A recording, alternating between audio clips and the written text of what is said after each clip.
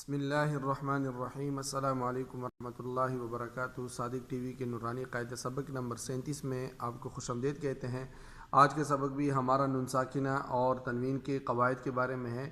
نون ساکنہ اور تنوین کے 4 قاعدے: اظہار، اخفاء، اقلاب اور ادغام۔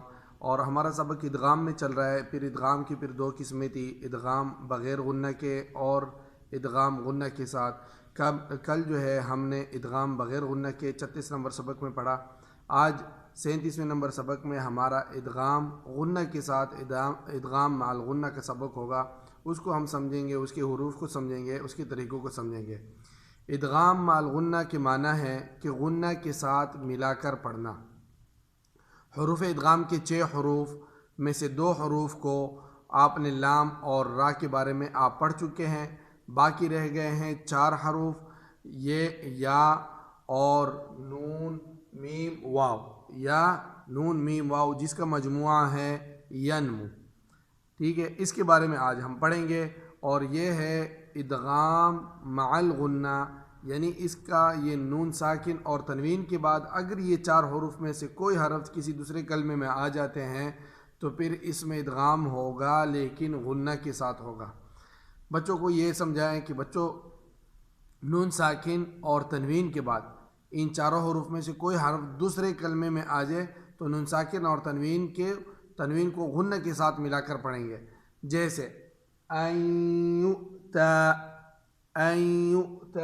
اب یہ ہر ایک کی مثال ہے۔ یا کی مثال ہے انَّمُنَّ، یہ نون کی مثال ہے، ٹھیک ہے، یہ غنہ کے ساتھ ہم پڑھیں گے۔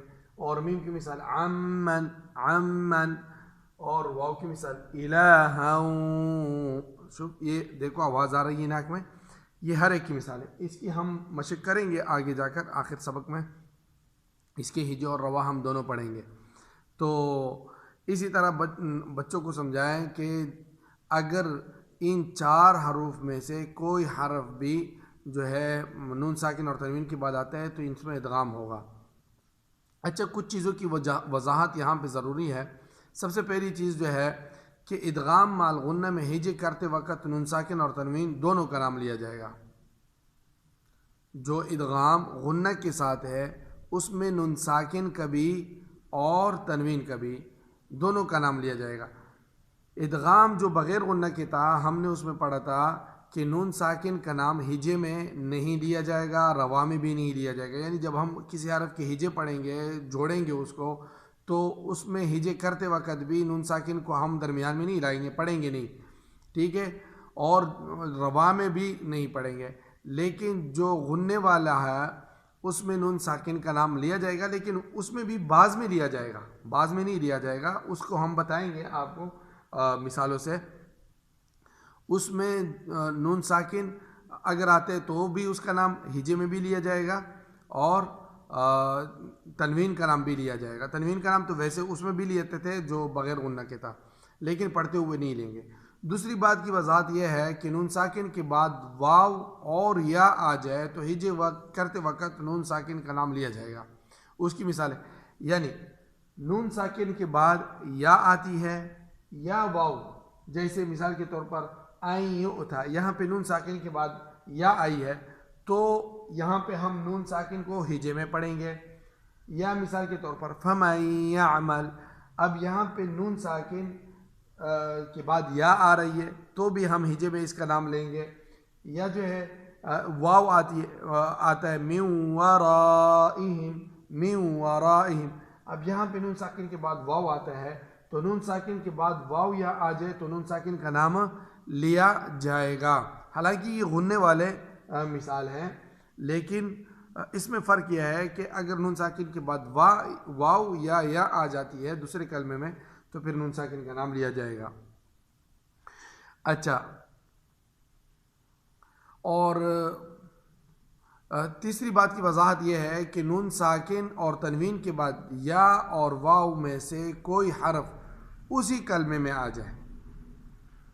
نون ساکن اور تنوین کے بعد کوئی حرف اسی کلمے میں آ جائے، یعنی ایک ہی کلمے میں ہو۔ یہاں پہ تو مثال دوسرے کلمے میں ہے، نون ساکن ادھر ہے ایک کلمے میں اور یا واو جو ہے دوسرے کلمے میں ہے، لیکن اب ہم جو بات کر رہے ہیں کہ اسی کلمے میں، ایک ہی کلمے میں نون ساکن کے بعد واو یا آ جاتی ہے تو پھر اس کو غنہ کے ساتھ ملا کر نہیں پڑھیں گے، بلکہ غنہ کیے بغیر اس کو صرف ظاہر کر کے پڑھیں گے، غنہ اس میں نہیں کریں گے۔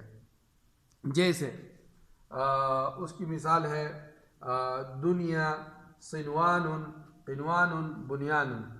یہ حروف جو ہے یہ ادغام کے لیے، یہ اس میں کیونکہ ادغام کے لیے یہ بات ضروری ہے کہ جس حرف کو ہم ملا رہے ہیں وہ حرف اور جس حرف میں ملا رہے ہیں وہ دونوں حرف الگ الگ کلمے میں ہوں۔ ادغام کے لیے یہ ضروری ہے، اور ادغام مع الغنہ کے لیے، کہ جس حرف میں ہم ملا رہے ہیں وہ حرف اور جس کو ملا رہے ہیں وہ حرف یہ دونوں الگ الگ کلمے میں ہو۔ جیسے این یؤتی میں یہ الگ الگ کلمے میں، نون ساکن الگ کلمے میں ہے اور یا جو ہے الگ کلمے میں ہے، لیکن ان چاروں الفاظ میں نون ساکن کے بعد یا اور واو دونوں اسی کلمے میں آ جاتے ہیں، اس لیے اس میں ادغام نہیں ہوگا بلکہ اظہار ہوگا۔ اور پورے قرآن پاک میں اس طرح کی مثال صرف یہی چار پائی جاتی ہے، جو یہی ہے دنیا، صنوان، قنوان، بنیان۔ پورے قرآن پاک میں ان کی مثال بس یہی ہے۔ ایک بات کی اور وضاحت ہے کہ نون ساکن مِن ماء اور من نصیر اور ان منہ میں ساکن اور نون ساکن کو ہجے اور روا دونوں میں نہیں پڑھا جائے گا۔ جیسے مثال کے طور پر ان منہ میں ہے، من ماء میں ہے، من نصیر میں ہے۔ تو یہ آج کا جو سبق ہے ہمارا، یہ نون ساکن اور تنوین کے بعد جو ہے یا، نون، میم، واو یہ آ جاتے ہیں تو اس میں غنہ ہوگا، ینمو، حروف جس کا مجموعہ ہے ینمو۔ اب ہم ہجے کرتے ہیں کچھ حروف کی، مثال کے طور پر این یؤتی۔ اب ہم اس میں نون ساکن کا نام لیں گے، کیسے؟ حمزہ نون یا زبر عین، حمزہ نون یا زبر عین، یا حمزہ واو پیش یو، یا حمزہ واو پیش یو، کیونکہ یہاں پہ حمزہ بشکل واو ہے۔ این یؤتی کڑا زبر تا، این یؤتی۔ اچھا، فمن یعمل میں بھی نون ساکن کا ہم نام لیں گے، فا زبر فا، میم نون یا زبر مئی، میم نون یا زبر مئی، فمن،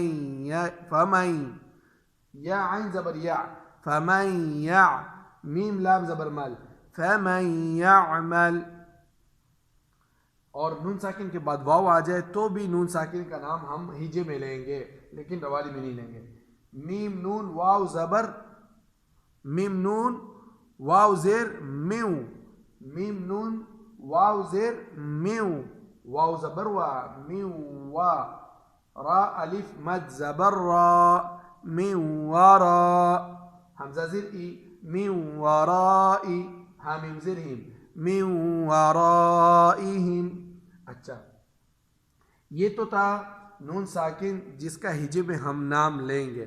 اگر نون ساکن کے بعد یا آ جاتی ہے یا واو آ جاتی ہے تو اس میں نون ساکن کا نام ہم لیں گے ہجے میں، لیکن روالی میں وہ نون ساکن ہو جائے گا۔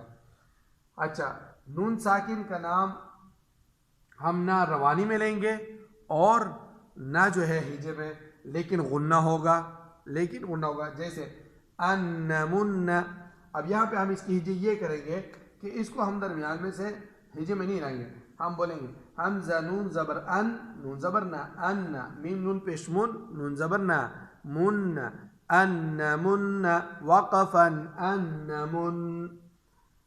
اچھا، میم مائن، میم زیر میم، میم الف مد زبر ما، میم ما، حمزہ دو زیر ان، میم مائن، وقفا میم ما۔ اچھا، من نصیر میں نون ساکن کا نام ہجے میں نہیں لیں گے، میم نون زیر من، یہ جو نصیر میں نون ہے اس میں ہم ملائیں گے، میم نون زیر من، نون زبر نہ، من، صاد یا زیر سی، من نصیر، را دو زیر رین، من نصیر، وقفا من نصیر۔ اسی طرح عمن، اس میں بھی نون ساکن کا نام نہیں لیا جائے گا، عین میم زبر عم، میم نون زبر من، عمن، وقفا عمن۔ اچھا، یہاں پہ یہ تنوین کی مثال ہے. حمزہ زیر ای، لام کا زبر لا، ایلا. ہا واو دو زبر ہاؤ، ہا واو دو زبر ہاؤ، واو الف زبر وا، الہا وا، حاضر حی، الہا واحد، دال دو زبر دال، الہا واحدا، وقفا الہا واحدا. اچھا دنیا، دال دال نون پیش دن، یا الف زبر یا، دنیا. یہ بغیر غنہ کے پڑھیں گے، اظہار کر کے پڑھیں گے. صاد نون زیر صن، واو الف زبر واو الف زبر وا، صن وا، نون دو پیش نون، صنوان، وقفا صنوان. قاف نون زیر قن، واو الف زبر وا، قنوا، نون دو پیش نون، قنوان، وقفا قنوان. با نون پیش بن، یا الف زبر یا، بنیا، نون دو پیش نون، بنیان، وقفا بنیان. اچھا خیرا یرا، خا یا زبر خی، را دو زبر را، یا دو زبر رائی، خا یا زبر خی، را یا دو زبر رائی، خیرین، یا زبر یا، خیرین یا، را زبر را، خیرین یرا، ہا الٹا پیشو، خیرین یرہ، وقفا خیرین یرہ. سراجا وهاجا، سین زیر سی، را الف زبر را، سیرا، جیم واو دو زبر جو، سراجا، واو ہا زبر وہ، سراجا وہ، ہا الف زبر ہا، سراجا وہا، جیم دو زبر جان، سراجا وہاجا، وقفا سراجا وہاجا. یہ تھا آج کا سبق. آج کا سبق لمبا ہو گیا، امید ہے ظاہر ہے کہ اس میں حروف بھی زیادہ تھے اور مشق بھی زیادہ تھی. امید ہے کہ آپ کو سمجھ آیا ہوا ہوگا.